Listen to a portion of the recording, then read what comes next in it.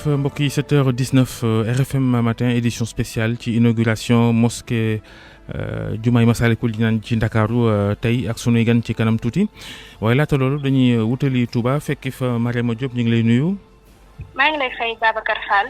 dañuy wax ci ñaawteef gu am ca Ndaamaatu foog naa ñaari xale maara day imshi yu nu fekk nu rey leen rey nu ñaaw. waaw Babacar Fall li nga ko waxee noonu la amee mu ngi amee foofee ca Touba quartier boobu ñu tuddee Daaru Rahman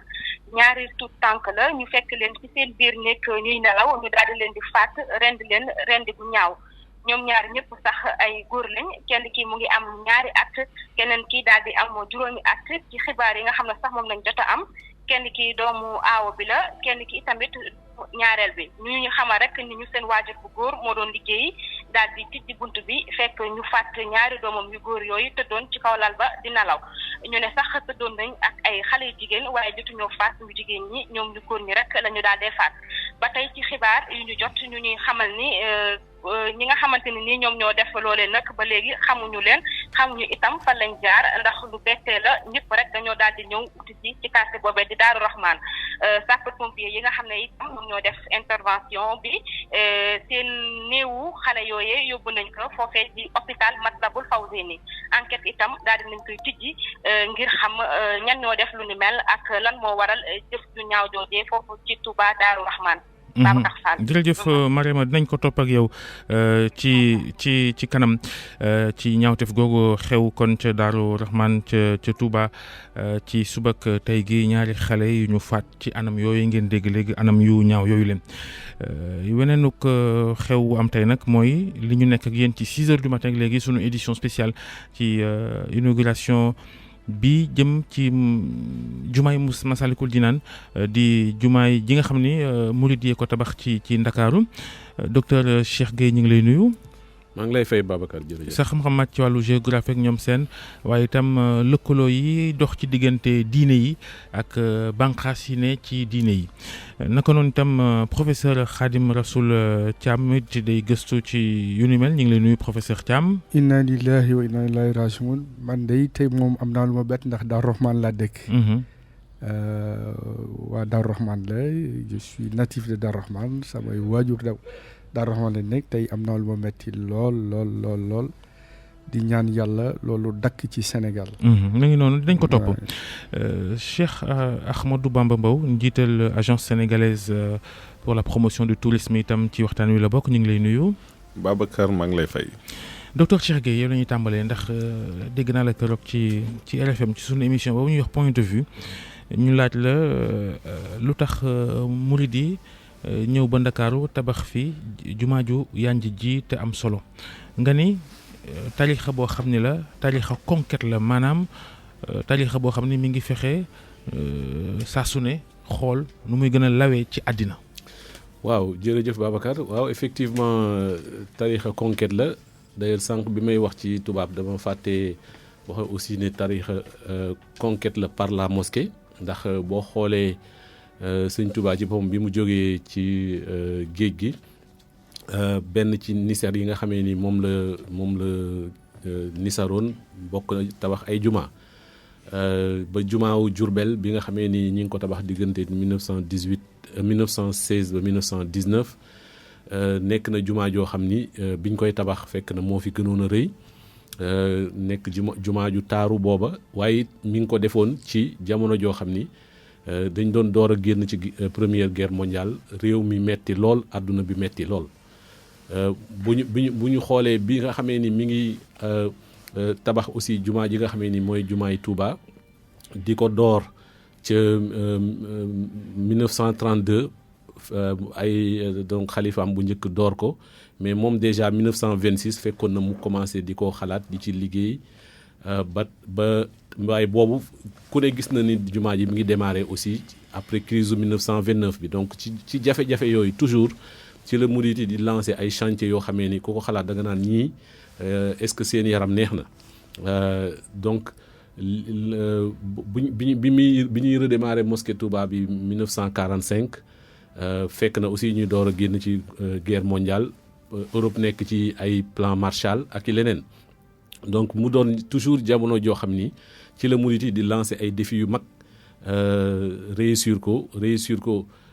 ci monumentalité réussir ko mais lépp nag pour taaral ak wone taar gi nga xamee ni moom la lislaam am ñoom dañoo jàpp ne jaayante gi nga xamee ni moom la ñuy jaayante ak ki nga xamee ni mooy sëñ Touba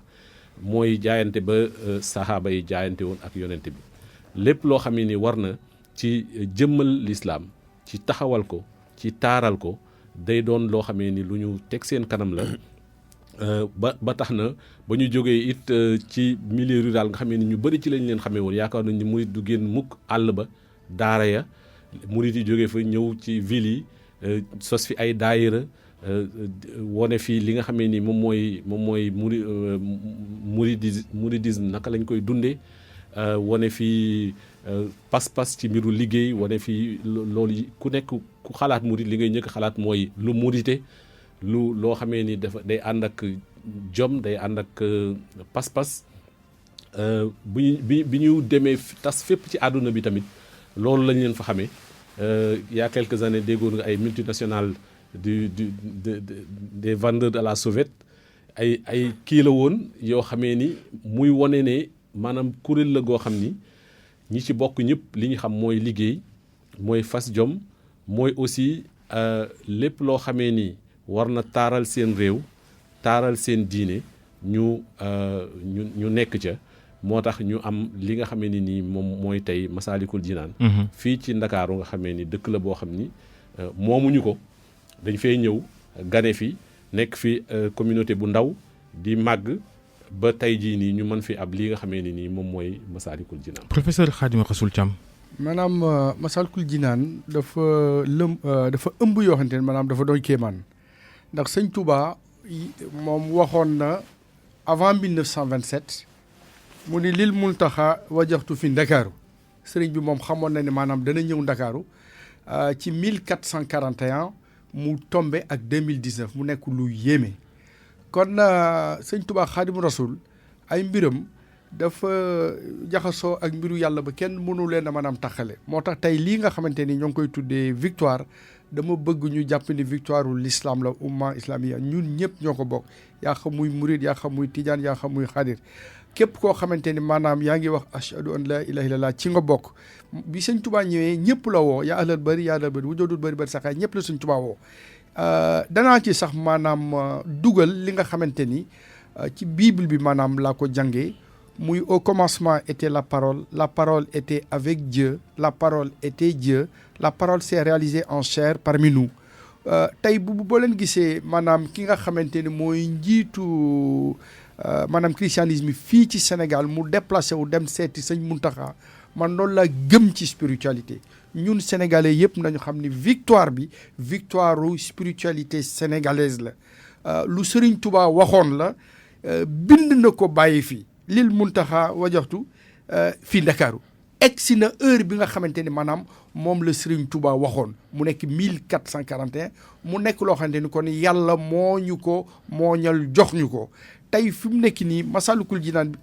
bis ñi ki tey ni mu nekkee une œuvre monumentale architecturale noonu la war a nekkee une œuvre monumentale de spiritualité ba nga xamante ni képp koo xamante ni yaa ngi dégg Sénégal di dégg Masaalikul Jinaan am réew moo mën a nekk di nga am envie ñëw fii dund li nga xamante ni moom la Sénégalais yi maanaam di dund Masaalikul Jinaan une réussite de l'islam Masaalikul Jinaan une réussite de tous les Sénégalais génnewuma ci kenn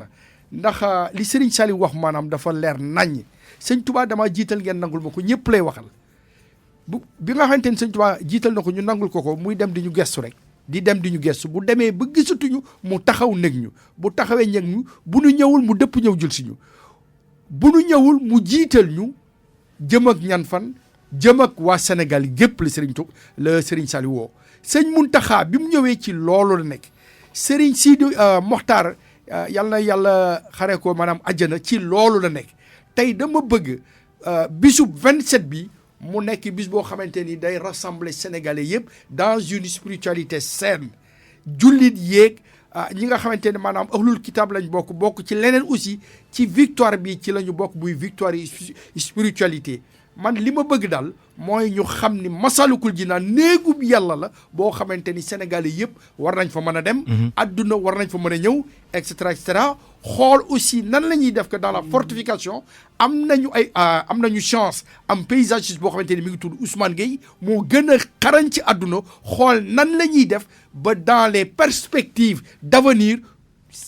Massalikul Jinaan nekk une œuvre monumentale de tourisme spirituel ñun ñëpp ñu taxaw ci lii daal mooy li nga xamante ni bisu 27 bi moom laa bëgg ñëpp jàpp ko sénégalais yëpp nekk benn bopp comme ni ñu koy waxee comme ni sëñ Fall waxoon maay Sénégal kon ñun ñëpp nañu xam ne tey fi mu nekk nii Sénégal moo am ndam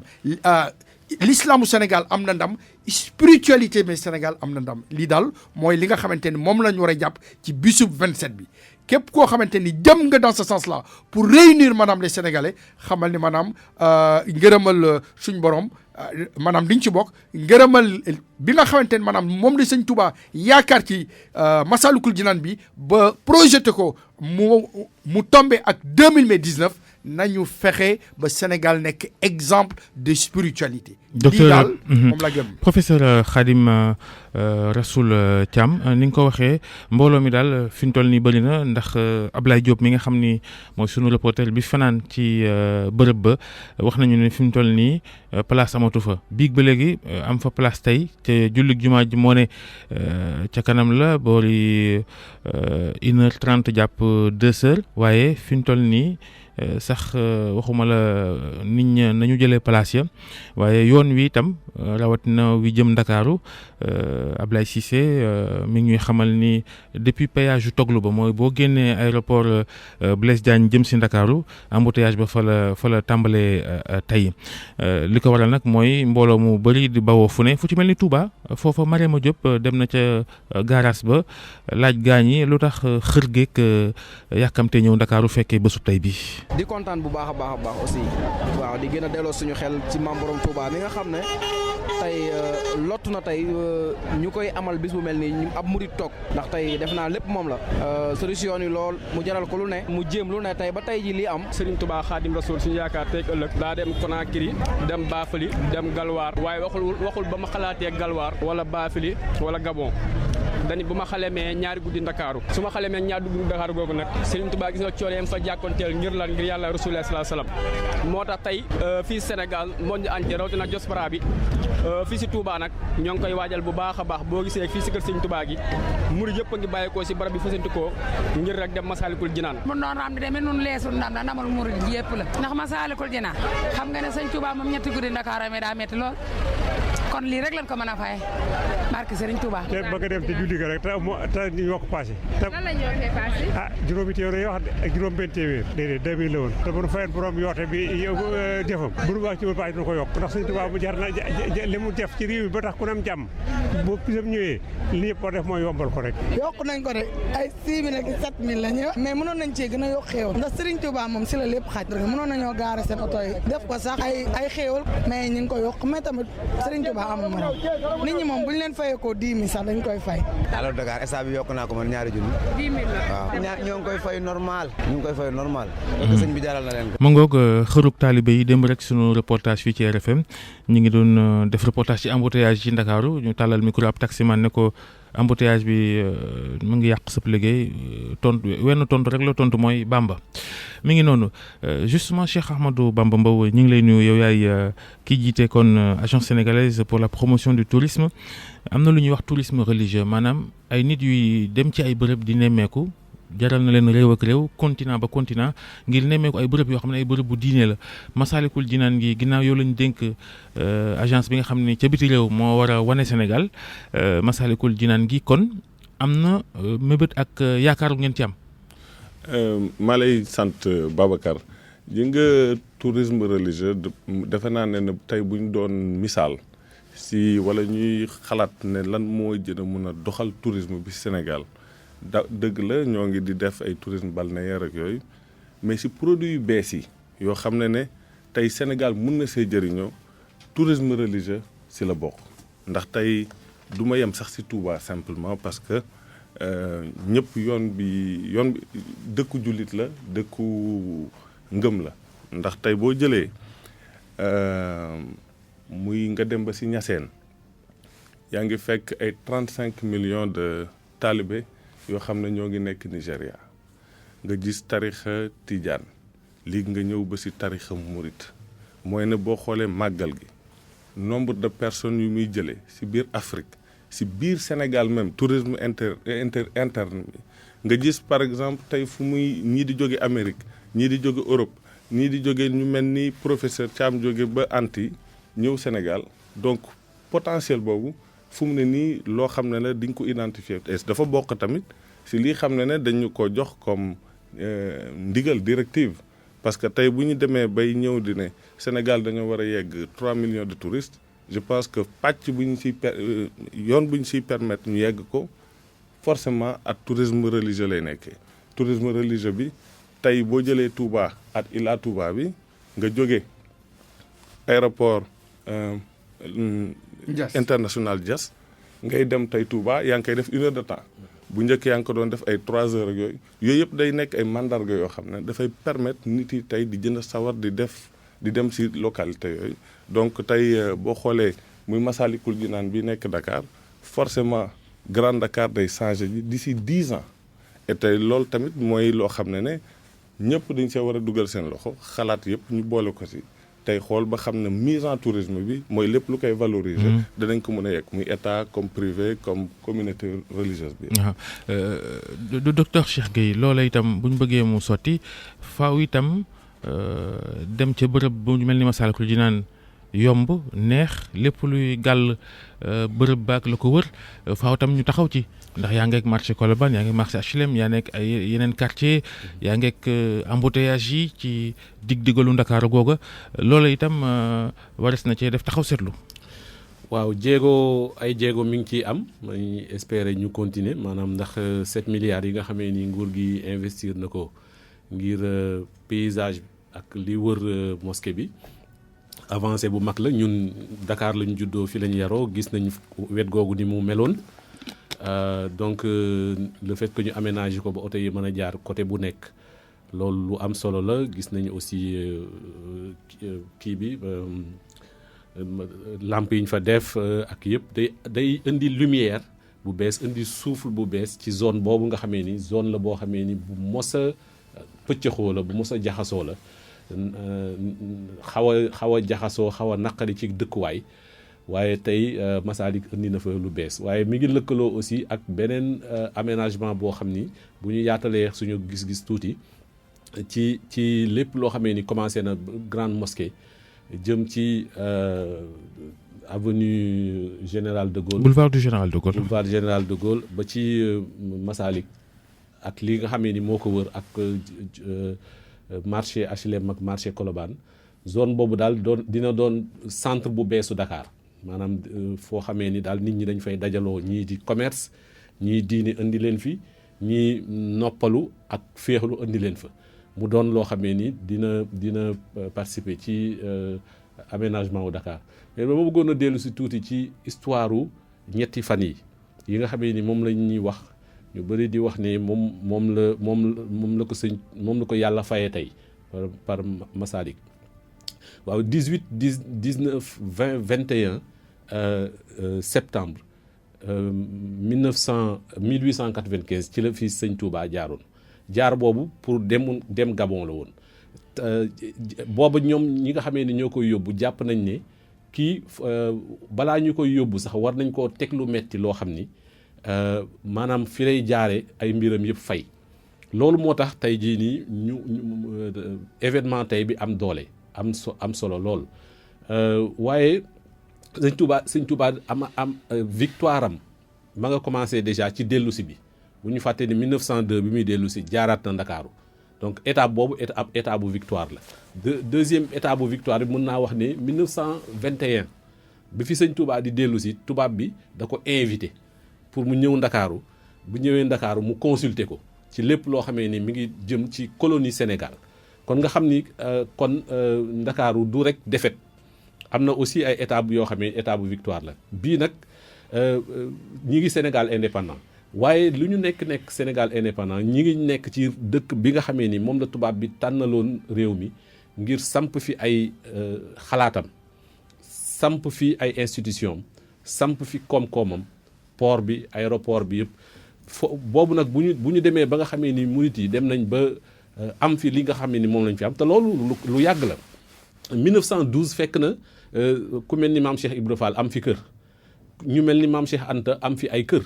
jënd fi kër ngir jiitu fi yeneen murit yi ba tax jaar-jaar bi nga xamee ni moom la fi murit yi jaar ñëw à partir des années 50 occupé li nga xamee ni nii wër na Masaalikul Jinaan bokkoon na ci dëkk yi nga xam ni ci la murit yi dëkkoon. kon loolu yëpp mu doon waajal tey jii nii lii nga xamee ni nii moom lañ xam muy inauguration Masalik. moo tax ma bëggoon laaj sax professeur Khadim Rassoul Thiam ba xam lii du mandargay màggal gu bees gu murit yi bëgg amal ci Ndakaaru am déet. man fi laata ma lay tontu dama bëggoon ñëw ci li nga xamante ne wax nga ko moom importance économique muy tourisme bi nga xamante ne dafa war a am autour de Massalikul Jinaan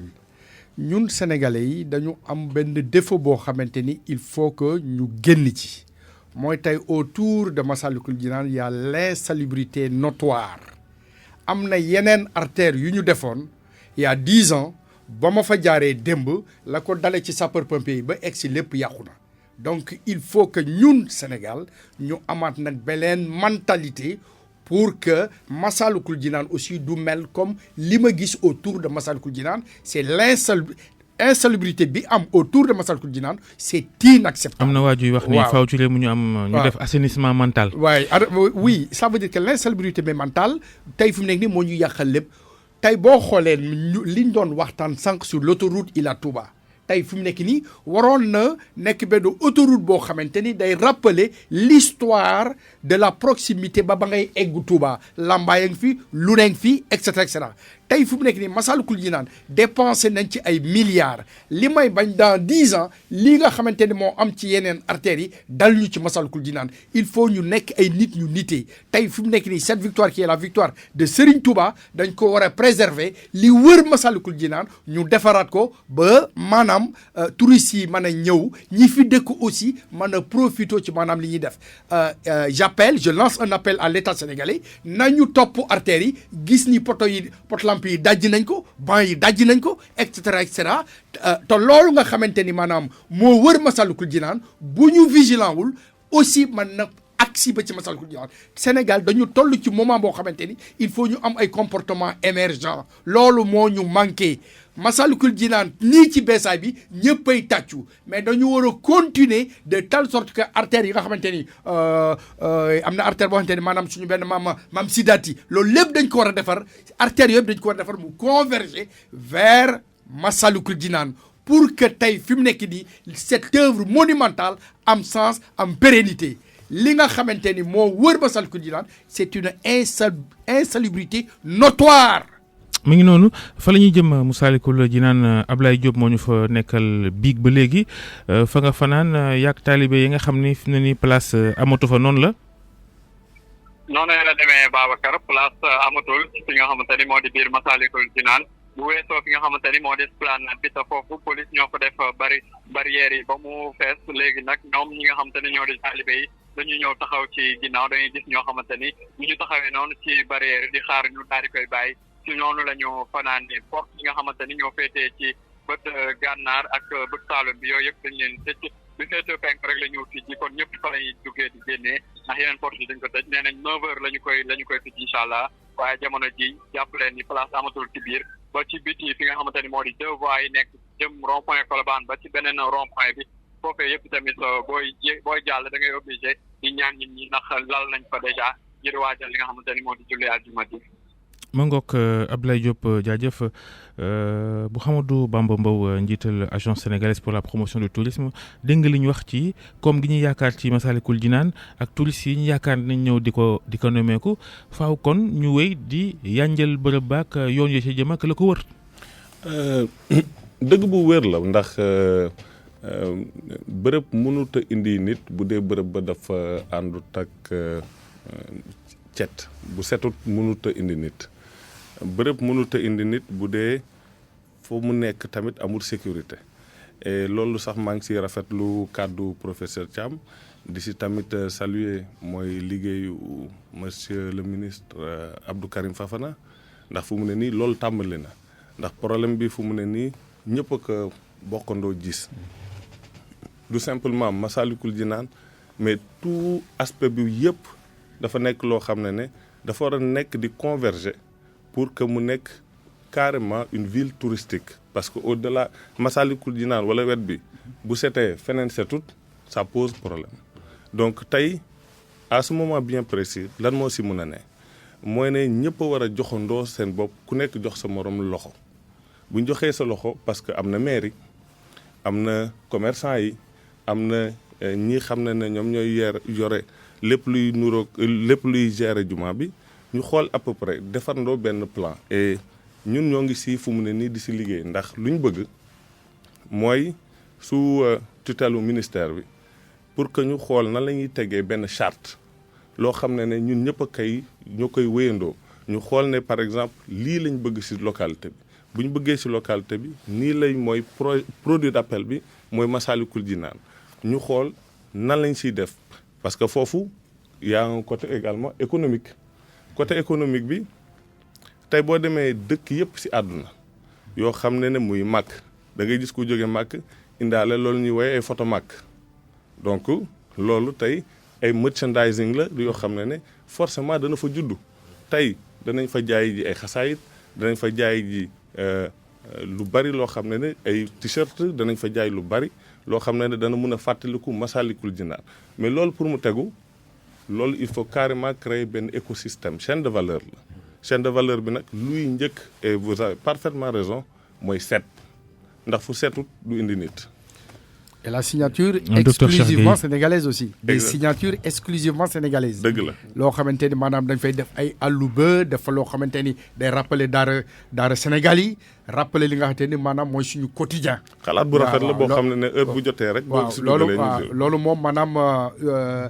je sais pas mais Babacar est-ce que am naa droit jox rendez-vous samedi nit ñi. ñu xool 2S l'émergence bleue. dinaa fexe ba Sénégalais yi gis li nga xamante ni bu ñu ko defee léegi réew mi dox. incha allah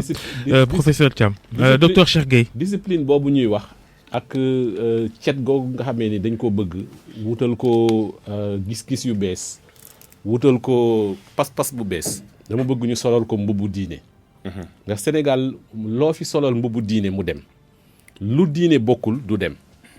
noonu la ñu yàlla bindee maanaam ñun diine. ak lépp loo xamee ni jëm na ci mbiru pas-pas mooy suñu moteur moo ñuy doxal kon buñ ko solalee mbubbu diine yaakaar naa ni dinañ ci am ay ndam ndax Sénégal warul nekk dëkk bi nga xam ni ci classement yi ay centre américain def sax moom mooy réew yi nga xam réew bokk na ci ñaari réew yi nga xamee ni ñoo jiitu ci place bi nga xamee ni diine am na ko ci xolu ay nitam ak seeni dund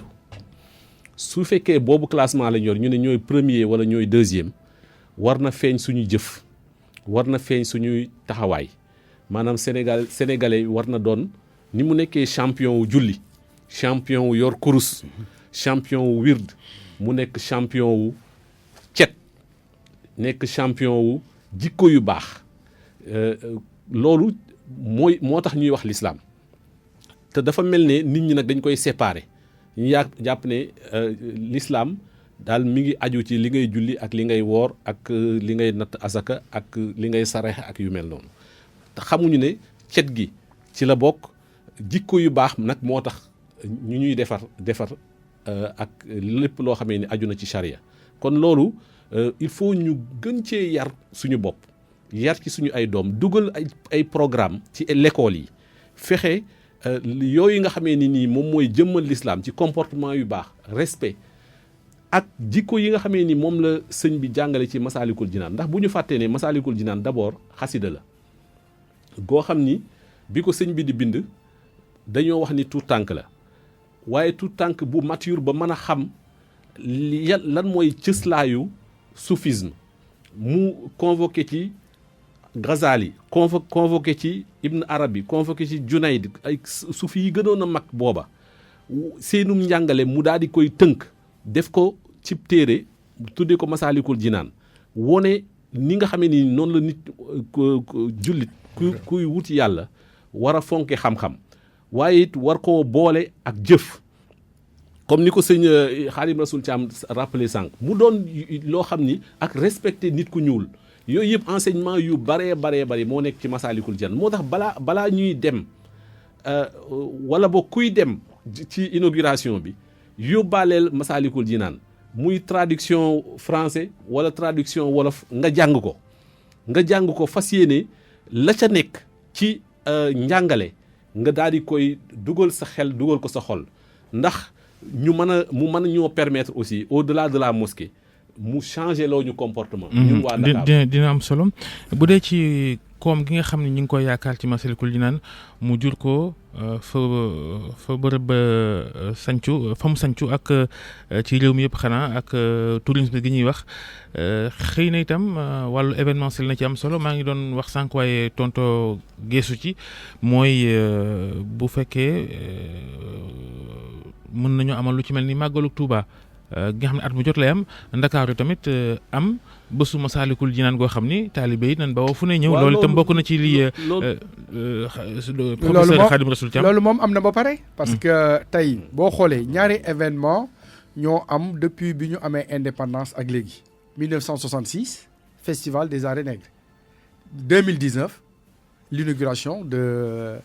Massalikul Jinaan ñaari événement yu phare yi moom la Sénégal am mais lii sama frère bi doon wax dañu am valeur yoo xamante ni maanaam doon na ko élucider mu am ci ñaar yoo xamante ni monde bi jàpp nañ ko muy baatum ndigal ñun waa Sénégal maanaam lu ñu am la ndax suñu tarixa yi ñun ñoom la ñuy déglu kon baatum ndigal nekk na force boo xamante ni amul fenn ci àdduna beneen élément bi nga xamante ni maanaam dans les paramètres maanaam cité nañ ko maanaam dans le monde mooy sëñ Mountakha Mbacké mooy la 28e personne la plus écoutée de la planète kon tey fi mu nekk nii yàlla may nañu ñaari référents yoo xamante ni buñ ci taxawee lii Guèye wax danañu mën a yóbbu fi ñu bëgg a egg léegi nag question bi nga posé màggal yi moom bëri na ci Sénégal bisub Massalikul Jinaan bi beneen màggal lay doonaat ci biir màggal yi mais nag dafa am loo xamante ni aussi daf ñu manqué mooy l'organisation d'un poids mais économique pour que màggal yi mën a jur maanaam ay emploi màggal yi mën a indi xéwal goo xamante ni dañ ko mën a quantifier. loolu nees koy defee loolu nu mu mën a amee nees ko mën a jooyante ba mu gën a doon xéwal ci lii ngay wax ci wàllu amum xëy ak amum koom. parce que am na équipe bu fi nekk moom la sama frère bi doon wax boo xamante ne am na ay sénégalais maanaam yu ci bokk nañ ko gën a yaatal ñu mel ni ay maanaam Khadim Mbow ñu mel ni comme professeur ak yeneen sénégalais yoo xamante ne maanaam ñoo ngi fi plus mais des architectes comme ni ma la ko waxee nous avons la chance d'avoir le meilleur paysagiste du monde Ousmane Gueye ñu de dajale maanaam sénégalais yooyu yëpp pour ñu réfléchir ci pour les perspectives de fortification de toutes ces entités yoo xamante ni mën nañu permettre ñu am ay pôles économiques. tourisme religieux bi ñu doon tourisme religieux baal ma rek professeur Thiam. loolu laa bëgg a laaj Bamba Mbow moom mi nga xam ne moo jiite agence sénégalaise pour la promotion du tourisme religieux yaakaar lañ ko ci Massalikul Jinaan gi mais boobaak léegi ay bërëbu diine am na ci Sénégal Touba ngi fi Tivaouane ngi fi cathédrale bu Dakar sax mi ngi fi lu tax loola sooxe ci Sénégal boobaak léegi fexe ba kuy nemmeeku ci Sénégal jóge feneen nga dem ci bërëbu diine yooyu laata ñuy sanc tey ji Massalikul Jinaan. Babacar nit yaa ngi fay dem ba fu mu ne nii nit yaa ngi fay dem parce que te loolu mosu fay jóge sax ndax defe naa bañ koy sanc eggul wenn dayo wi. waaw léegi nag yegg dayo wi mooy ne loo gis processus la ndax nit day juddu tey mais du juddu rek tey buñ ko doon naataal mënuñoo jël tey Usain Bolt mu juddu tey rek nekk Usain Bolt lépp dafa am processus te processus boobu boo xoolee même modernisation des cités religieuses si loolu la nekk ndax tey bu ñu ñëwee defar cité religieuse yëpp def fa ay centre de conférence yeesalaat ko ñëw si église bi defaraat ko def si jàngu yi yeeg lépp ñu defaraat ko lépp c'est pour converger pour que dëkkuwaay ba at nekkin ba di rafet loolu moo tax tey fu mu ne nii forcément potentiel bi day gën a yokku ndax tey mënoo jël dissocier tourisme ak infrastructure munta ne mënoo ko dissocier ndax nit buy tukki dafay bëgg di tukki bu neex fu muy dal mu neex lu muy lekk mu neex loolu lépp boo ko bëggee def tey boo ko xoolee ñoo ngi ciy def ay jéego yu wér mooy ne am nay cité religieuse réew mi yëpp cité religieuse la boo ko sax xoolee réew mi yëpp cité religieuse ndax fii diine daf fi présent diine dafa nekk une réalité sénégalaise et loolu tey jéego yu bari ñoo ngi ko siy def et je pense que processus bi commencé na et ñun ñoo ngi pare dem di def wëri ji famille religieuse yëpp muy famille at au-delà de famille religieuse mooy confession yëpp pour mun a signer ak ñoom ay accords yoo xam ne qui permettent de valoriser ces localités ndax tey bu ñu ñëwee jël Medina Baye ñu ne potentiel bi au niveau de Nigéria c'est plus de 35 millions de personnes ñu jël Touba màggal bu jotee wala gàmm bu jotee nit yëpp a ngi dem ak ñëw tey Massalikul Jinaan bii nekk fii nii le 27 forcément année bu nekkati foo déggati le 27 ñëpp fii la yi ñëw di converger di ko célébrer waat te tamit au-delà même de màggal gi forcément gàmmu xam ne di nga koy célébrer fépp ci Sénégal bi wóor na léegi dana nekk lieu de convergence donc liggéey boobu yëpp processus la loo gis day tàmbali tey mais lépp dañ koy suuxat. mais xam naa ni xëy na yéex gi gënu ci ndax sànq yaa ngi wax mbiru merchandising maanaam tey jii lépp loo xam ni produit la bu ñu mën a jaayee ci la wër Massalikul Jinaan ay porte-clés ki xëy na ay njël ak ñoom seen am na sama benn naataango journaliste bu may wax ni bu ñu deful ndànk chinois yi jiitu nañ ci bu yàgg dem nañ Chine ba commencé koo defar docteur Cheikh Gueye. mais comme bool dañoo gaaw. dégg naa ne bañ ñu déggee fu mu ne nii ñu waxu merchandising rek am nañu bari ñoo xam ne fu mu ne dugg nañ moytu kon chinois yi. waaw liñ ci mën a dolli rek mooy effectivement war nañu xalaat ci loolu yëpp mais conceptuellement man je pense que dañu war a aussi changer kan mooy touriste Sénégal kan la buñ ko waxee rek tubaab bi la ñuy xalaat bu ñëw dem plage wala mu dem ci hôtel wala loolu mais touriste d'abord touriste Sénégal moo tax ñuy wax. léegi nag xoolal ñiy jógee ci seeni dëkk di dem Touba ñiy jógee ci seeni dëkk dem Tivaouane ñooñu ñëpp da nga leen di considérer comme touriste da ngay xool xam ni aussi Afrique bi tey jii nii bari na ñu bëri ñoo xam ni dañoo soxla delluwaay ci yoon yu mel ni yoonu murit ak dëkk yu mel ni Touba parce que dañu jàpp ne vraiment suñu mbir la mbiru africain la fu nekk ngay dégg débat yi léegi. boo xoolee tey jii nii couverture bi nga xam ne ni moom la médias internationaux yi def ci muy Jeune Afrique muy Le Monde muy RFI muy ñëpp da ngay xam ne événement international la aussi te loolu yëpp war na cee sukkandiku pour xalaataat suñu politique touristique xool ci yan cible aussi lañ koy jëmale peut-être que du tubaab bi. peut-être que tubaab bi nit ñi nekk Amérique. ça vraiment interpellé nga kii di Bamba Mbow ci xalaat yi nga xam ne moo war a gën a ñoŋal tourisme bi ba waa réew mi ci boppam bañ di dem bitim réew ne fii ci biir réew mi di nemmeeku suñuy bërëb. ma bàyyi ko mu tontu ci loolu. xam maa ngi kontaan trop si interpellation boobu parce que boo xoolee suñuy si année yi mujj yëpp si 10 dernières années yi suñu focus bu gën a mag si tourisme local la